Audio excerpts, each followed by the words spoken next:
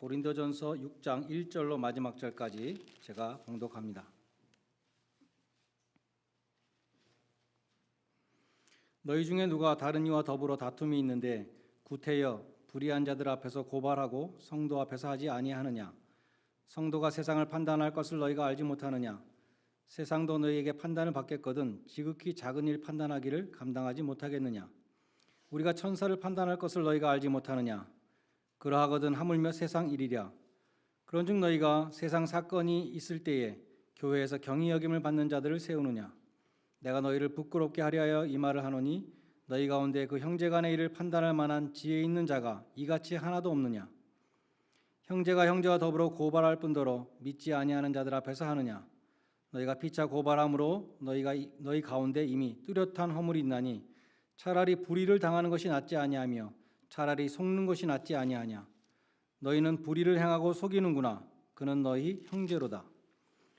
불의한 자가 하나님의 나라를 유업으로 받지 못할 줄을 알지 못하느냐? 미혹을 받지 말라.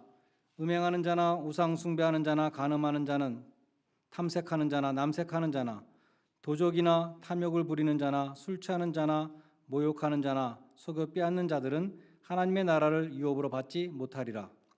너희 중에 이와 같은 자들이 있더니 주 예수 그리스도의 이름과 우리 하나님의 성령 안에서 씻음과 거룩함과 의롭다 하심을 받았느니라.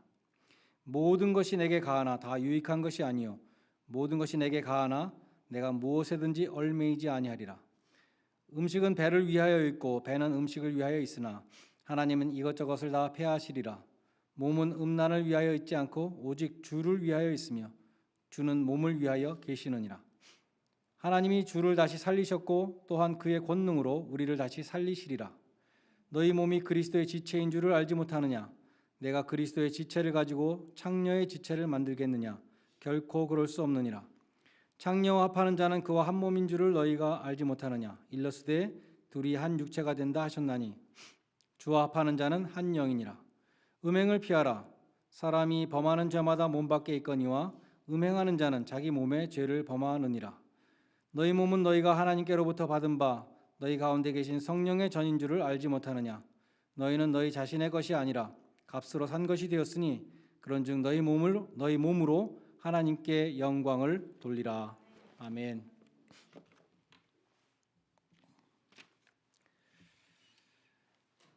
H.R. 니버라는 예일대 신학부 교수가 있었는데 1960년대 크라이스트 앤 컬처라는 고전적인 책을 출간해서 많은 영향을 끼쳤습니다. 그는 역사상 존재했던 여러 유형의 교회들이 이 세상의 문화에 대해서 어떻게 반응하였는가를 5가지 유형으로 나눴어요. 첫 번째는 Christ of the Culture라는 유형이 있었습니다. 세상과 구별을 두지 않으려는 태도입니다. 현대의 세속화 신학의 자세입니다. 예수님이 성육신 하셨듯이 교회는 세상과 호흡을 같이 해야 된다. 세상과 같이 가야 된다. 과학의 시대가 되었으니까 성경의 비과학적인 내용들은 다 신화로 돌려버립니다. 차별이 없는 평등의 시대가 되었으니까 이제 동성연애자들에게도 똑같이 목사 안수를 줘야 된다. 이런 식으로 가는 자유주의적인 태도를 할 수 있겠죠. 정반대가 있는데 Christ against the culture. 세상에 대해서 적대적인 태도를 취하는 아미시 같은 그런 섹트들이 있죠. 세상과 완전히 분리된 공동체에서 세상을 등지고 삽니다. 병역의 의무를 기피하고 사람을 죽이는 무기, 총을 손에 잡지 않습니다. 국기에 대한 경례도 우상 숭배라고 하지 않습니다. 죽을 때까지 그 울타리에서 나오지 않습니다. 세상 풍조가 울타리 속으로 들어오지 않도록 물샐 틈 없이 경계를 합니다. 이런 양극단 사이에 중간에 3가지 유형이 있는데 먼저 교회가 세상을 지배하려고 했던 중세 카톨릭의 Christ above the culture라는 것이 있습니다. 혹은 루터라는 사람은 두 왕국의 교리를 말했어요. 교회에서는 교인으로, 세상에서는 세상 시민으로 살아간다. Christ and culture in paradox, 그런 태도도 있었습니다. 칼빈주의는 세상에 대해서 어떤 태도를 취했는가? 그것은 Christ transforming the culture, 교회가 세상을 변혁시켜야 한다는 그러한 태도입니다. 나의 가치관이 세상의 가치관에 영향을 받는 것이 아니라 정반대로 세상의 빛과 소금이 되어서 그리스도의 영향을 끼쳐야 한다. 그러한 태도입니다. 이런 여러 가지 유형 중에 고린도 교회는 어떠한 유형이었는가? Christ of the culture에 속한다고 할 수 있습니다. 세상의 풍조가 교회 안에 들어와 있었습니다. 더 정확히 말하면 이 사람들은 지금 다 바울의 전도로 새 신자들인데 예전에 행하던 세속적인 태도를 버리지 않고 그대로 갖고 있었다는 것이죠. 우리가 봉독한 고린도전서 6장에는 그 고린도 교인들이 버리지 못했던 세상의 풍조 두 가지를 지금 예로 들고 있습니다. 법정 소송과 음행의 문제입니다. 먼저 1절로 8절은 교회 내에서 형제를, 같은 교인을 법정에 고소하는 문제를 다룹니다. 이 문제는 한국 교회의 문제이기도 하죠. 1970년대에 한국 장로계 고신 측이 있습니다. 고신 측은 고소파 반고소파 서로 세상 법정에 고소했는데 여기 고소하지 말라 그랬다. 이거 가지고 싸움이 났어요. 고소파와 반고소파. 그래서 교단이 분열되기까지도 했었고, 오늘날 한국의 법원에 소송되는 모든 소송 건수의 20%가 교회에 대한 거래요. 교회에서 얼마나 많이 싸움을 하는지 세상 법정에서 다루는 모든 사건의 20%가 교회 싸움이라는 것입니다. 변호사 비용이 비싸니 미국은 얼마나 비쌉니까? 변호사 비용이 비싼데 엄청난 소송의 변호사 비용을 지불하는 교회가 있어요. 교회 안에 싸움이 나서 교단이 소송에 휩싸이면 천문학적인 변호사비가 나옵니다. 그것을 소속 교회들에게 또 좀 내달라고 부탁하는 그런 경우도 있습니다. 유대인들은 자기들끼리 같은 마을에서 문제가 생기면 회당에서 시나고그에서 다뤘어요. 법원에 가는 게 아니라 자기들끼리 해결합니다. 우리식으로 말하면 교회에서 해결했습니다. 신약 성경에 공회가 나오잖아요. 산헤드린 공회. 로마 정부에서도 인정했던 대제사장이 의장이 되고 종교 지도자를 70명으로 이루어진 자치 의결 교환. 유대인들에게 문제가 생기면 자기들끼리 그 공의회에서, 산헤드린 공회에서 해결했다는 것이죠. 사도행전에 보면 기독교 교회에도 예루살렘 공의회가 나옵니다.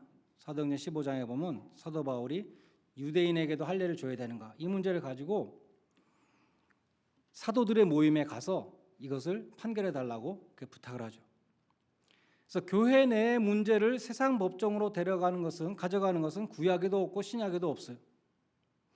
세상 법정에서 교회 문제를 해결하겠다 하는 것은 유대 기독교의 전통이 아니라 헬라의 문화였습니다.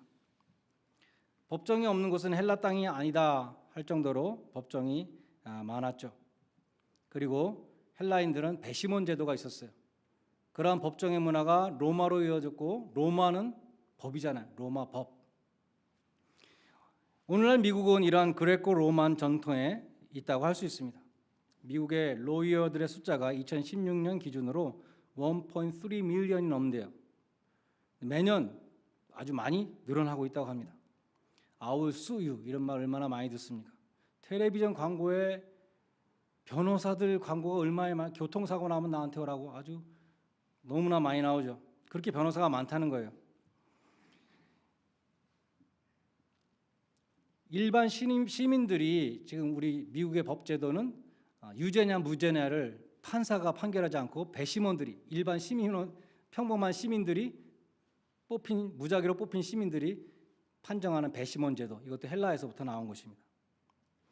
오늘 본문에서 중요한 단어는 형제라는 단어와 성도라는 단어입니다. 교회의 교인들은 성도잖아요. 근데 같은 형제를 세상 법정에 고소했다는 것입니다. 그런 일이 고린도 교회에서 일어나고 있었습니다. 고린도는 헬라의 도시인데 헬라의 그 소송 문화가 교회에 똑같이 행해지고 있었습니다. 바울은 그런 일은 매우 부끄러운 일이라고 5절에서 말씀합니다. 성도는 영어로 세인트인데 장차 주님과 함께 세상을 심판하고 타락한 천사들을 심판할 성도들이라고 말하는 것이죠. 주님이 심판주로 재림하실 때 성도들은 주님과 함께 보좌에 앉아서 계시록 3장 21절에 보면 함께 심판하는 권세를 받습니다. 성도들은 주와 함께 다스리며 왕노릇할 것입니다. 그처럼 세상을 심판하고 천사들을 심판할 권세를 가진 성도들이 불신자 판사한테 가서 재판을 받는 것이 얼마나 창피한 일이냐라고 말씀하는 것입니다. 7절에 보면 너희가 피차 송사하는 것은 뚜렷한 허물이라고 말씀합니다. 허물을 킹 제임스 성경에 보면 defeat라고, 패배라고 번역했어요. 성도들이 불신자 재판관에게 가서 누가 옳고 그른지 판정해 주십시오.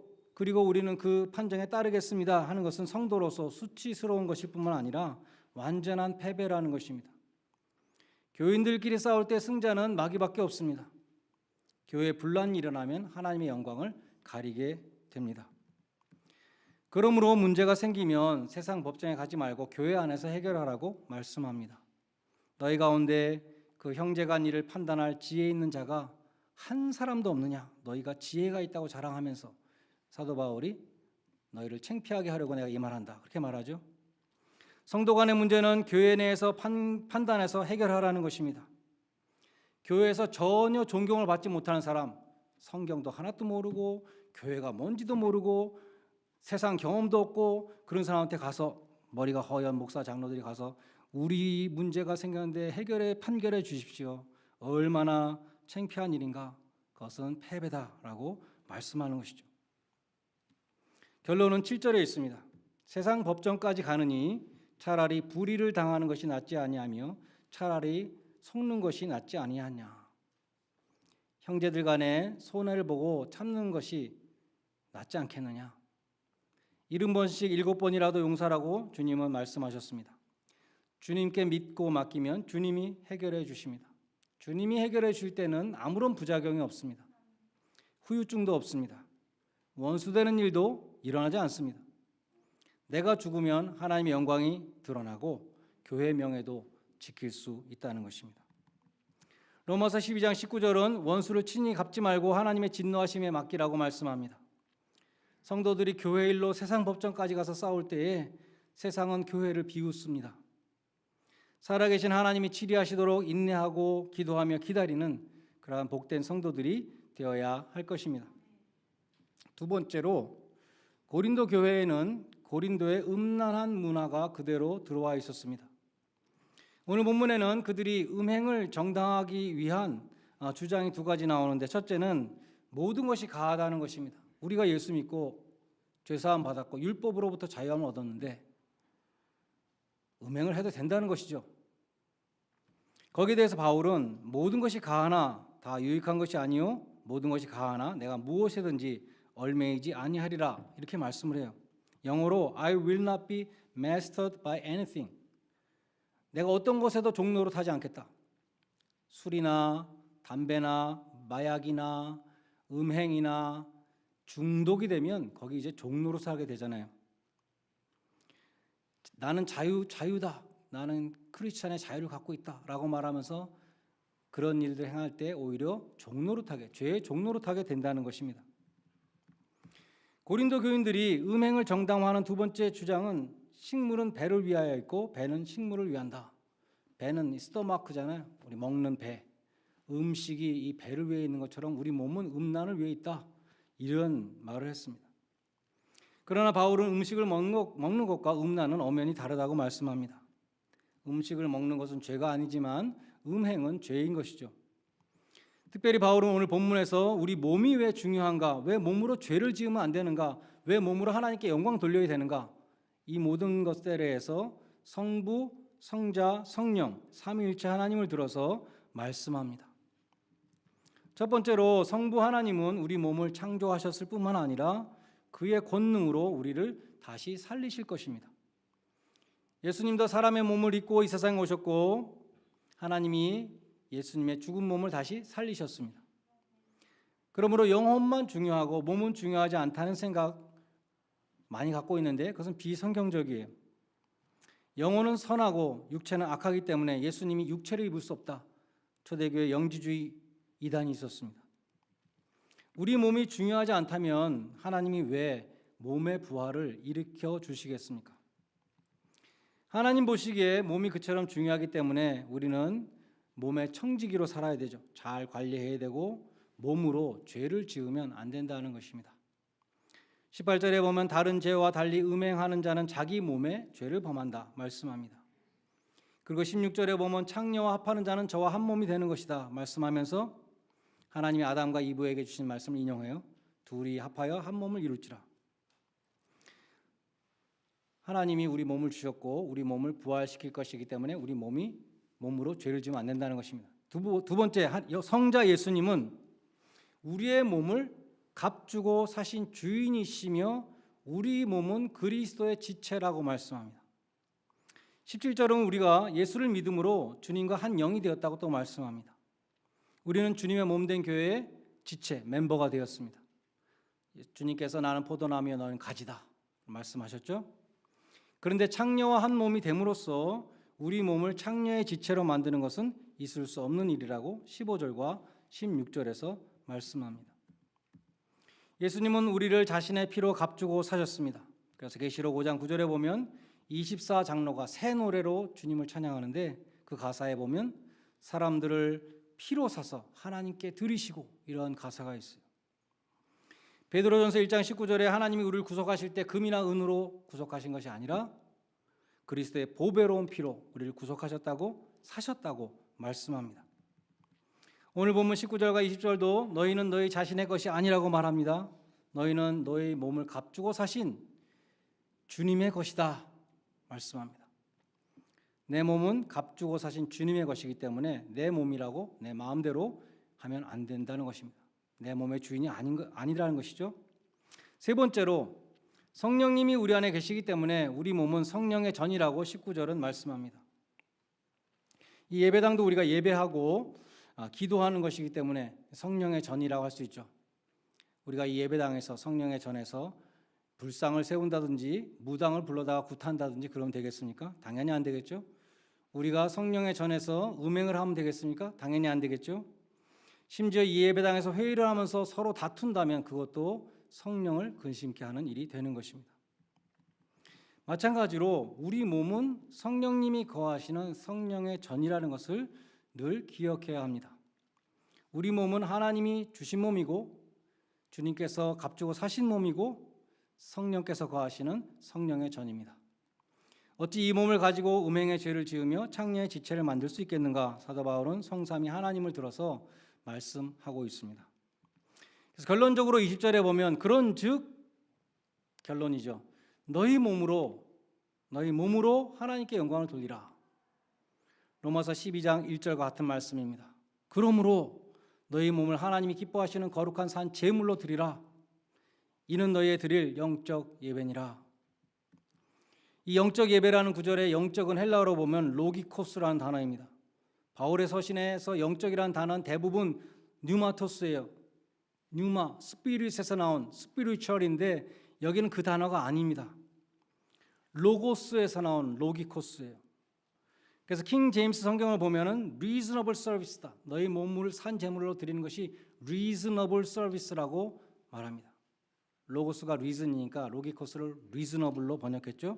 직역을 하면 로기코스는 logical입니다. logical. 구원받은 사람이 자기 몸을 주님께 산 제물로 드리는 것은 당연한 논리적인 귀결이다. 그렇게 해야지 그런 뜻이죠.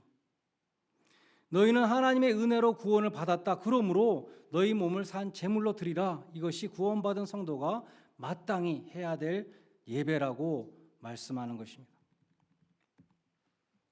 제 친구 가운데 메릴랜드에 사는 친구가 있어요. DC 에어리아에 사는 친구인데 고등부 때부터 성가대를 같이 했던 교회 친구입니다. 이 친구는 저에게 무슨 일이 있을 때마다 여기까지 꼭 왔어요. 슬픈 일이 있을 때에도 로드아일랜드까지 차를 몰고 왔습니다. 기쁜 일이 있을 때도 또 로드아일랜드까지 차를 몰고 왔어요. 뭐 잠깐 얼굴만 보고 뭐 바쁜데 무슨 긴 얘기를 할 수 없죠. 잠깐 얼굴 보고 그냥 또 가죠. 저는 별로 고마움을 느끼지 못했습니다. 그런데 제 아들이 버지니아로 이사를 왔잖아요. 그래서 지난 5월 말에 손자를 보기 위해서 버지니아로 제가 운전을 해서 내려갔어요. 뉴욕을 지나서 한참을 내려가는데 그 친구가 생각이 났어요. 야, 이 친구가 이렇게 먼 길을 왔단 말이야? 진짜 멀리 왔네? 자꾸 그 생각이 나더라고요. 그냥 전화 한 통 걸어도 될 텐데, 뭐 요새 카톡으로 그냥 텍스트 해도 될 텐데, 아니면 좀 뭐 성의를 표시해서 카드를 한 장 사서 써서 보내도 됐을 텐데 그 친구가 현장에 함께하기 위해서, 저와 함께하기 위해서, 큰 일을 당한 저와 현장에 함께하기 위해서 여기까지 운전을 해서 이 먼 길을 왔구나. 그것을 제가 운전하면서 깨닫게 된 것이죠. 참 고마운 친구라는 생각이 들었고 참 귀한 발걸음이었는데 내가 정말 고마움을 몰랐구나, 그런 생각을 하게 되었습니다. 우리가 몸을 산 제물로 드린다는 것은, 제물은 영어에 보면 sacrifice예요. sacrifice, 희생입니다. 주일 예배에 빠짐없이 몸으로 참석하는 것입니다. 많은 희생이 필요하죠. 그것이 첫 걸음이에요. 그 출발점으로부터 삶 전체를 예배로 드리는 삶의 예배가 시작되는 것입니다. 작년 봄부터 팬데믹으로 인해서 불가피하게 온라인 예배가 시작되었어요. 어떤 면에서는 참 편리했습니다. 차 타고 왔다 갔다 하지 않아도 되고 시간도 절약되고 힘들게 봉사 안 해도 됐습니다. 그런데 오랜 기간 동안 온라인 예배가 자리를 잡으면서 꼭 현장 예배를 드리지 않아도 된다는 그런 생각이 암암리에 우리 마음속에 자리 잡게 된 것 같아요. 그래서 무슨 일이 있으면 아주 쉽게 현장 예배를 빠집니다. 유튜브 보면 되니까. 사실 유튜브 안 보고 지나가는 경우도 많이 있겠죠. 띄엄띄엄, 그래서 한 5분 만에 볼 수도 있고 설교만 볼 수도 있고. 로마서 12장 1절은 몸으로 드리는 예배가 영적인 예배라고 말씀합니다. 오늘 본문 20절은 너희 몸으로 하나님께 영광을 돌리라. 너희 몸으로, sacrifice. 우리는 무엇보다도 예배를 통해서 산 제물로 바쳐져야 합니다. 예배는 죽은 의식이 아닙니다. 그냥 보는 것이 아닙니다. 예배는 예수의 의를 입고 은혜의 보좌에 나아가는 은혜의 시간입니다. 예배는 성도의 영광스러운 특권입니다. 예배는 하나님을 높여드리는 동시에 나를 죽이고 제물로 바치는 시간입니다. 일주일 동안 흩어진 마음을 가다듬고 세속의 때를 씻고 하나님 앞에 나와서 하나님을 높여드리는 것입니다. 여러분 모두가 교회에서 드리는 주일 예배를 통해서 여러분의 몸을 하나님이 기뻐하시는 산 제물로 드리시기를 바랍니다. 그처럼 온 몸과 마음을 다해 드리는 주일 예배가 거룩한 일주일의 삶으로 또한 이어지기를 소원합니다. 세상에 살면서도 세상을 사랑하지 아니하고 하나님을 사랑하는 거룩한 백성, 구별된 백성으로 하나님의 선하시고 기뻐하시고 온전하신 뜻을 이루어드리는 복된 성도들 되시기를 주님의 이름으로 간절히 축원드립니다. 기도하겠습니다. 하나님 아버지, 오늘날 많은 교회들이 분쟁에 휩싸여서